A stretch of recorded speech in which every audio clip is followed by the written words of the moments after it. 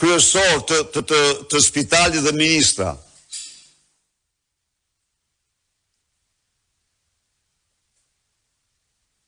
ka ndodhur krime të rënda në 32 vjetë, por unë garantoj shqiptarët se krimi më i shëmtuar i 32 viteve ka ndodhur në spitalin onkologjik të Tiranës dhe të Republikës.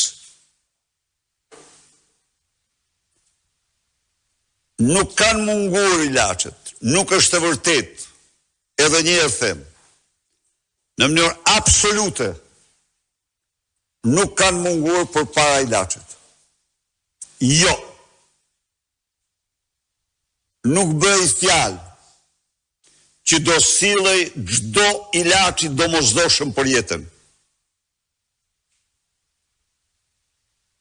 Ju informoj se jo ilaçet për këtë sëmundje, por qeveria më parë ka sjellë të rimbursueshme Exaden. Exade është një preparat që përdoret tek të smurt me talasemi, i cili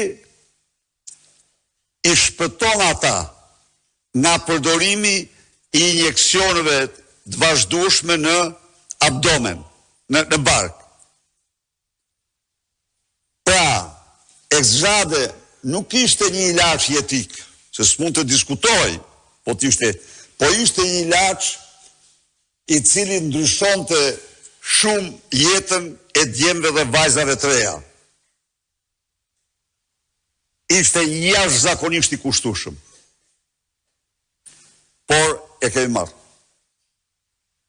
Nuk mund të konceptoj të thuaj të smurve se nuk marrim, nuk blejmë dot ilaçet bazë të mjekimit të këtyre smundjeve.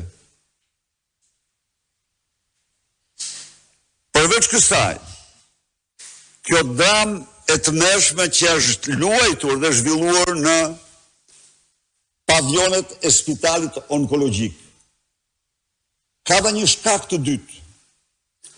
Mafia, nushi doshi, që ngërtheu të gjithë tregun, për zuri një nga një,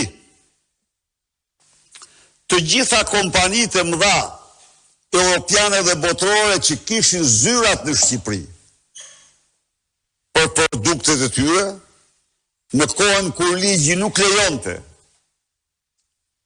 tregtimin e asnjë ilaçi që nuk tregtoi në 2 vende anëtare të Bashkimit Evropian.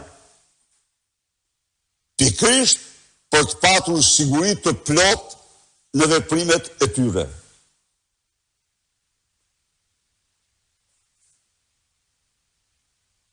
Pushtimi i tregut farmaceutik nga këta 2 mumuth të lidhur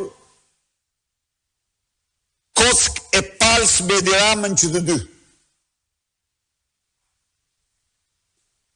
bën që kompanitë e mëdha prodhuese të ilaçeve kundër smundjeve malinje të largohen njëra pas tjetrës nga Shqipëria.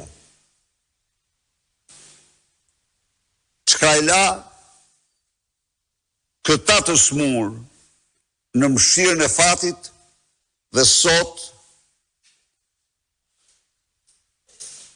jetëgjatësia e tyre në Shqipëri është të paktën 60-70% më e ulët se sa në vendet tjera ku mjekohen.